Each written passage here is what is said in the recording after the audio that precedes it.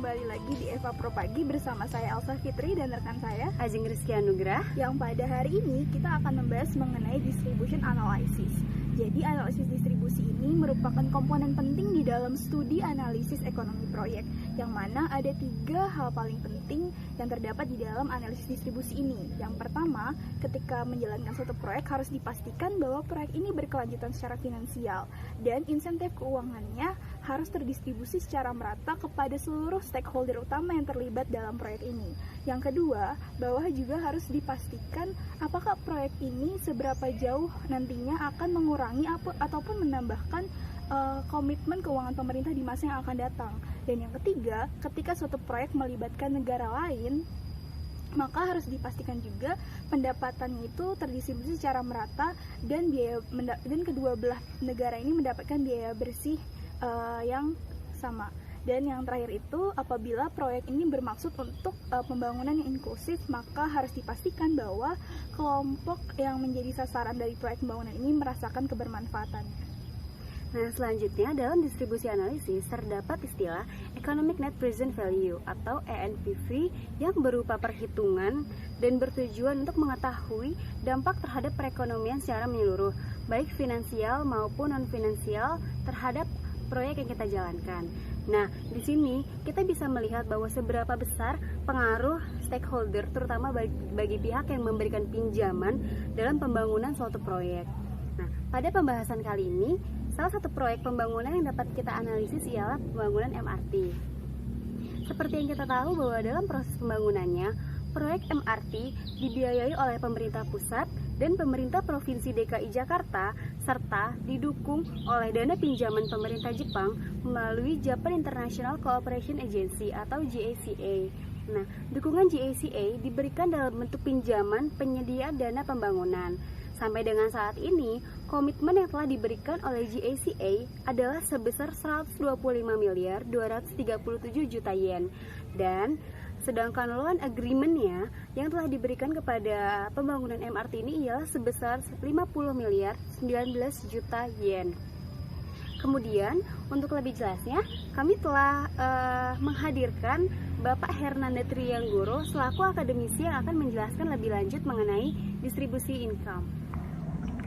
Mengenai pembiayaan dalam proyek MRT Jakarta ini, biaya yang dikeluarkan untuk pembangunannya ada sebesar 16 triliun rupiah dan yang didapatkan dalam pembangunan ini adalah dari pemerintah pusat dan juga pinjaman dari pemerintah Jepang melalui perusahaan Japan International Cooperation Agency atau JICA. Dalam pembangunannya, tujuan dari proyek MRT ini adalah untuk mempermudah distribusi barang dan jasa, mempermudah mobilisasi masyarakat dalam beraktivitasnya dan juga untuk membuka lapangan pekerjaan.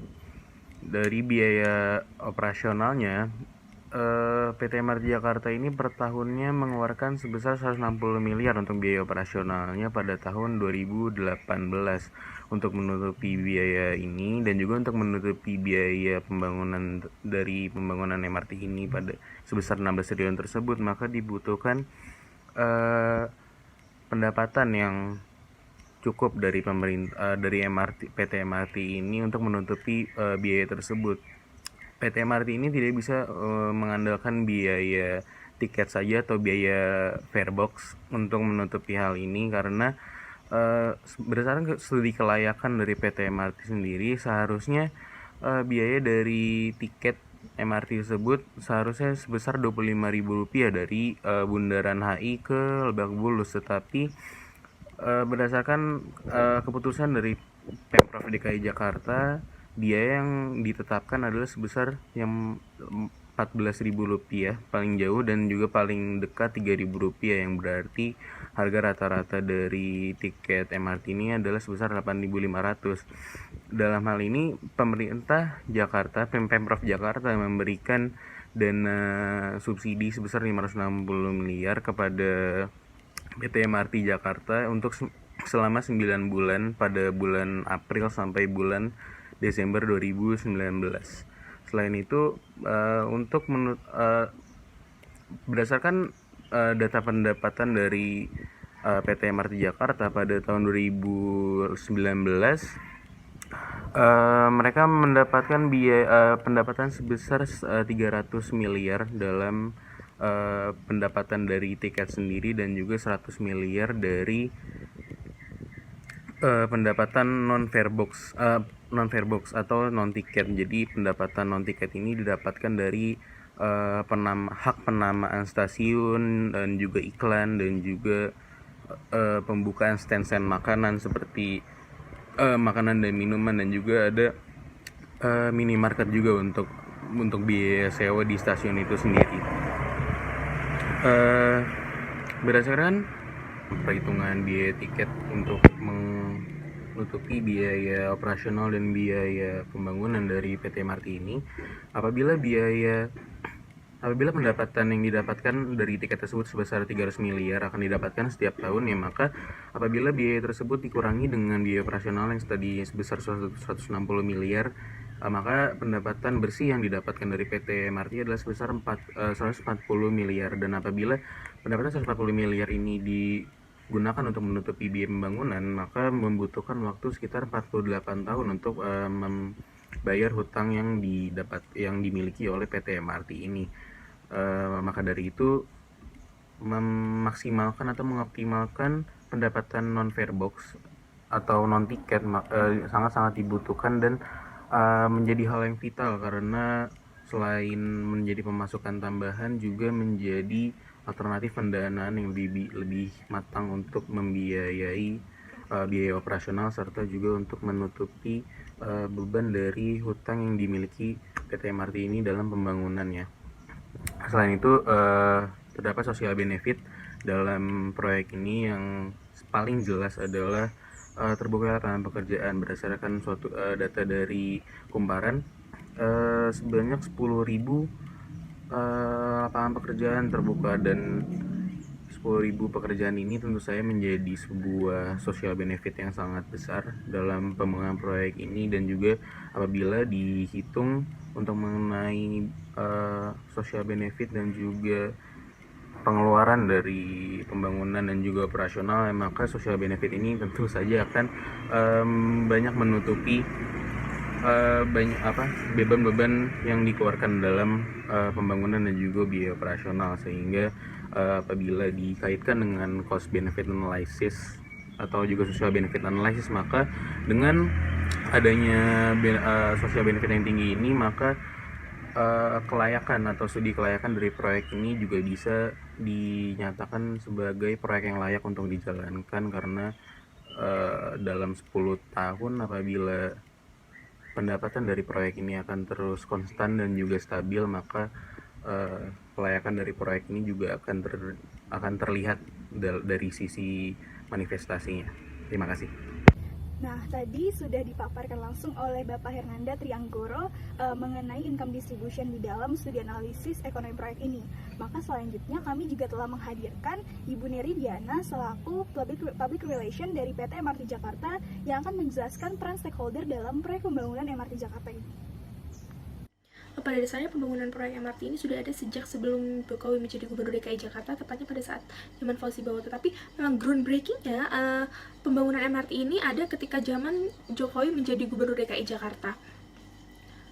Tujuan dari pembangunan MRT ini sendiri adalah sebagai strategi pembangunan tata kota yang terpadu, di mana diproyeksikan dapat meningkatkan mobilisasi masyarakat untuk mencapai daerah yang menjadi pusat pemerintahan dan pusat bisnis, utamanya pusat bisnis, karena sebagaimana yang kita tahu bahwa MRT ini melibatkan daerah-daerah Jabodetabek, di mana daerah Jabodetabek merupakan daerah yang menjadi pusat bisnis atau pusat perekonomian.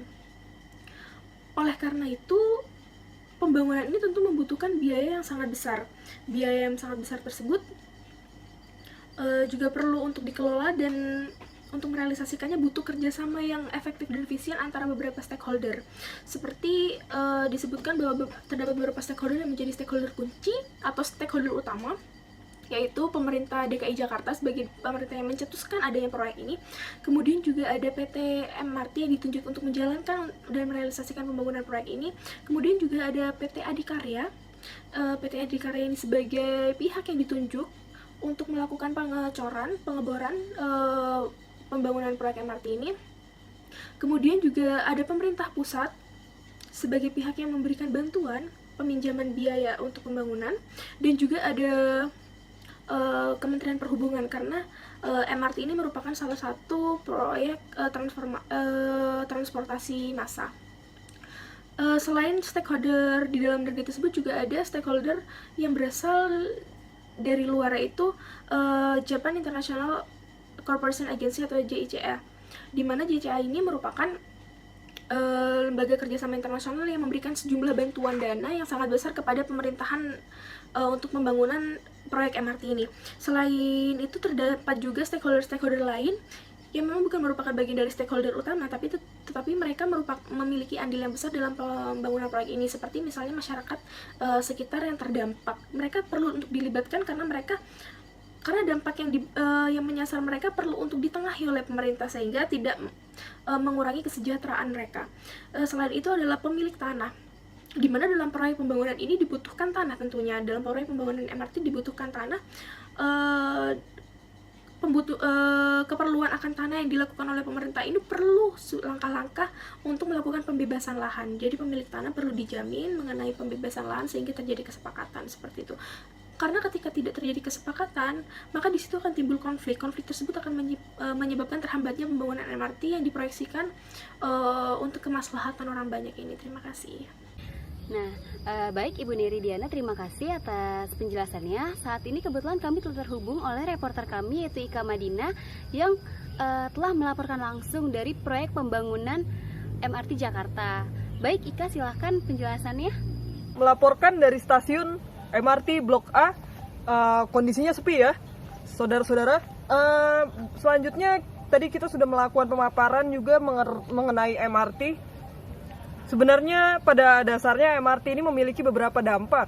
Yang pertama, untuk dampak positifnya, banyak dampak positif dari pembangunan stasiun-stasiun MRT ya. Yang pertama, dia penghasilan dari MRT, dari stasiun-stasiun MRT, baik itu dari tiket maupun dari advertorial atau penggunaan hak nama, itu nanti menjadi kontribusi untuk daerah ya, karena itu merupakan kontribusi dari PT MRT sebagai BUMD.